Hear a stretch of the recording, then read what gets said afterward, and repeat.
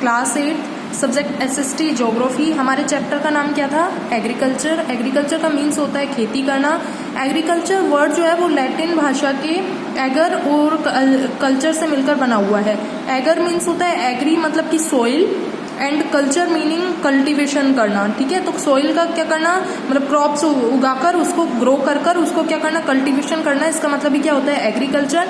Agriculture में बहुत सारी एक्टिविटीज को भी इंक्लूड किया गया है। एग्रीकल्चर में खेती के अलावा हमको पता है कि जैसे सेरीकल्चर, पीसीकल्चर है ना, विटिकल्चर, हॉर्टिकल्चर, इन सबको यानी वेजिटेबल्स उगाना और बहुत सारे जानवरों का लाइव स्टॉक्स का क्या करना, लाइव स्टॉक करना, पालन करना, रेयर्ड करना जानवरों को। इस तरीके से ये सब एग्रीकल्चर में ही इंक्लूड होते हैं। तो हमको अभी आगे का टॉपिक क्लियर करना है।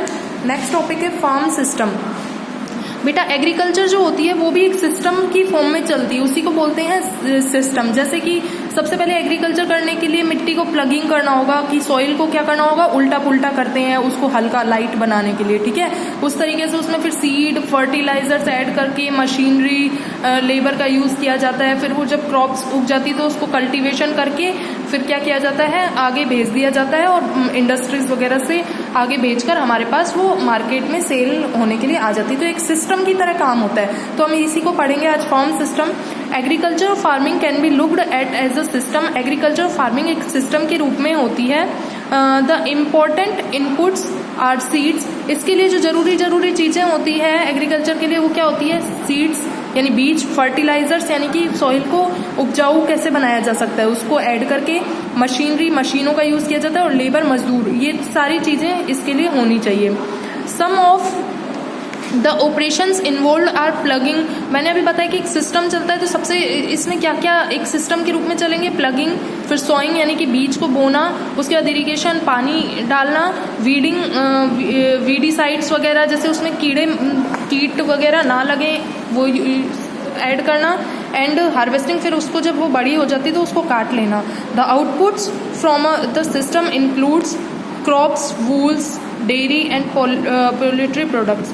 तो जो भी हमारी फसलें तैयार हो जाती है, क्रॉप्स बढ़ जाती है, तो उनसे हमको मतलब आउटपुट के रूप में क्या क्या मिलता है? अलग अलग क्रॉप्स मिलती है, कपड़े यानी वूलन के कपड़े बनाए जाते हैं, डेयरी यानी कि मिल्क प्रोडक्ट भी, क्योंकि एग्रीकल्चर में सिर्फ खेती के अलावा मैंने आपको बताया था कि इसमें और बहुत सारे पशुओं का पालन भी किया जाता है, एंड पोल्ट्री प्रोडक्ट्स, तो ये सारी चीजें इसमें इंक्लूड होती है, ठीक है। फार्म सिस्टम आपको समझ में आ गया होगा कि एक सिस्टम के रूप में एग्रीकल्चर चलती है। जैसे मैंने बताया सबसे पहले क्या किया जाता है? प्लगिंग किया जाता है, मिट्टी को हल्का बनाया जाता है, बीज बोए जाते हैं, फिर इरिगेशन पानी डाला जाता है, वीडीसाइड्स दिया जाता है और फिर बाद में काट दिया जाता है। नेक्स्ट टॉपिक है फैक्टर्स इन्फ्लुएंसिंग एग्रीकल्चर। जो एग्रीकल्चर खेती की जाती है उसको कौन कौन से फैक्टर्स जो है वो प्रभावित करते हैं? Crops can only B grown on arable land. Arable land पर ही क्रॉप्स जो है उगाई जाती है। अरेबल लैंड वो लैंड होती है जो हर तरीके से उपजाऊ हो, ठीक है। Apart from arable land crops cultivation is affected by factors.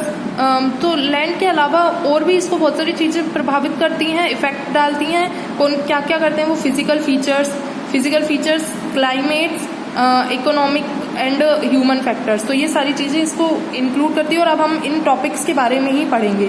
तो सबसे पहले क्या है? फिजिकल फीचर्स कैसे प्रभावित करते हैं क्रॉप्स को, मतलब इफेक्ट क्या डालते हैं?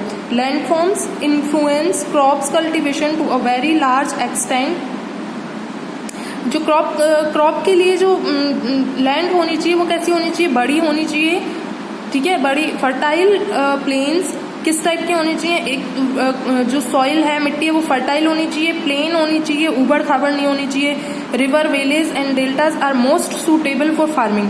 तो ये इसके आसपास रिवर, वेलेज हो तो रिवर यानी पानी जहाँ से हमको ज्यादा मिल सकता है तो वो बहुत सूटेबल होती है फार्मिंग के लिए इस सिचुएशन।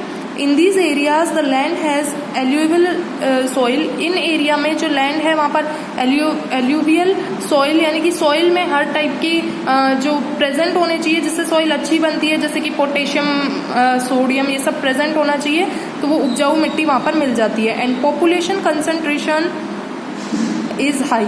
और जहाँ पर पॉपुलेशन क्या हो? हाई हो। इस टाइप के जो फिजिकल फीचर है वो इनको प्रभावित करते हैं। Hence cheap farm labour is easily available. अगर पॉपुलेशन ज़्यादा होगी तो वहाँ पे सस्ते लेबर मिल जाएंगे, और लेबर जितने अच्छे होंगे तो हमारी जो क्रॉप्स होगी वो भी उसकी देखरेख करने के लिए मजदूरी अच्छी होगी। ठीक है, इस तरीके से तो जहाँ पर ज़्यादा जनसंख्या वहाँ पे क्रॉप्स क्या होगी, अच्छे से हो सकती है। Also transportation and rocks make ploughing difficult, also transportation and use of farm machinery is convenient. तो ट्रांसपोर्टेशन और मशीनों का यूज़ करके भी ये भी फिजिकल फीचर में ही आते हैं। तो क्रॉप्स अच्छी तरह से की जा सकती है। अगर ट्रांसपोर्टेशन और मशीनरी अच्छी होगी तो क्रॉप्स जल्दी भी उगाई जा सकती है, और ट्रांसपोर्टेशन उनका ज़्यादा से ज़्यादा होगा, एक जगह से दूसरी जगह पे ज़्यादा पहुंचाया जा सकता है। In plateaus the presence of rocks makes ploughing difficult and the soil is not so fertile.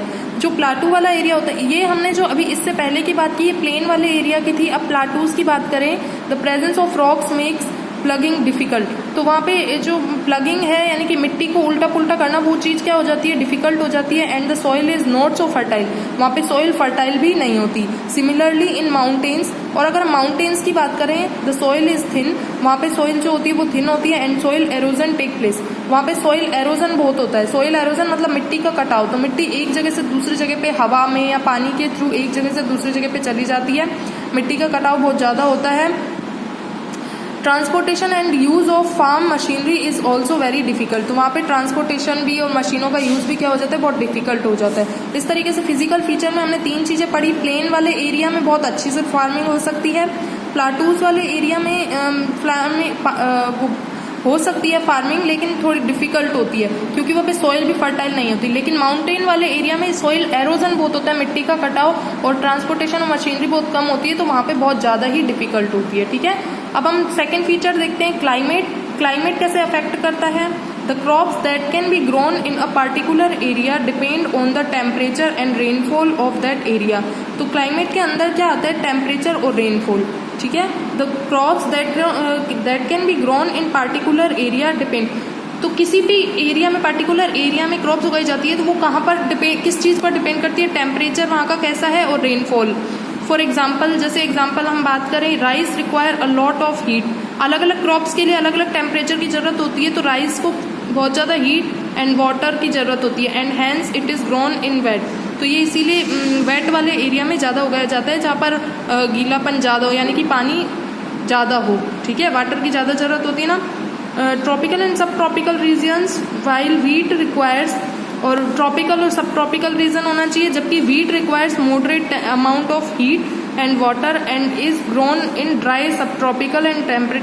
तो हीट को मॉडरेट अमाउंट में हीट और वाटर चाहिए, तो इस तरीके से dry sub tropical and temperature regions में उगाया जा सकता है। मतलब ड्राई सब ट्रॉपिकल मतलब कि सूखा जहाँ पर हो उस जगह पर उगाया जा सकता है। लेकिन राइस के लिए हमने पढ़ा कि वहाँ पे क्या होना चाहिए, पानी ज़्यादा होना चाहिए। ठीक है, तो वेट एरिया होना चाहिए वो।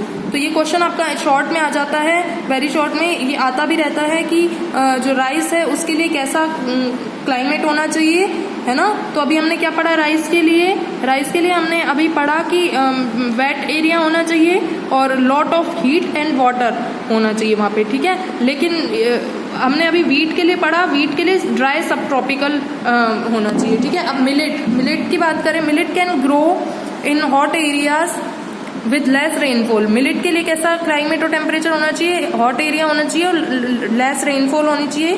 Plants do not grow well in place with very cold climate and thus hardly any agriculture activities occur hair.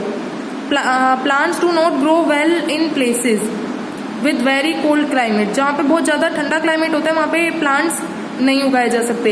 And thus hardly any agriculture activities occur hair, तो बहुत ज़्यादा ठंडे जहाँ पे एरिया होता है तो वहाँ पे भी बहुत ज़्यादा मुश्किल होती है एग्रीकल्चर में। तो सूटेबल टेम्परेचर होना चाहिए, जिसके लिए जो टेम्परेचर जिस क्रॉप्स के लिए सूट करता है वही उसी टेम्परेचर पर हमको क्या करना चाहिए, क्रॉप्स को उगाना चाहिए। तो आज हमने फिजिकल फीचर्स पढ़े। फिजिकल फीचर्स में प्लेन वाली जगह पे अच्छे से एग्रीकल्चर हो सकती है, प्लाटूज वाली जगह पे डिफिकल्ट होती है क्योंकि सॉइल फर्टाइल कम होती है, प्लेन वाली जगह पे फर्टाइल बहुत ज़्यादा होती है। लेकिन माउंटेन्स वाली जगह पे जो है ट्रांसपोर्टेशन, मशीनरी और सॉइल एरोजन बहुत ज़्यादा होता है। इन सब चीज़ों की वजह से जो एग्रीकल्चर होती है वो डिफिकल्ट होती है। क्लाइमेट में हमने पढ़ा कि टेम्परेचर और रेनफॉल कैसा होना चाहिए।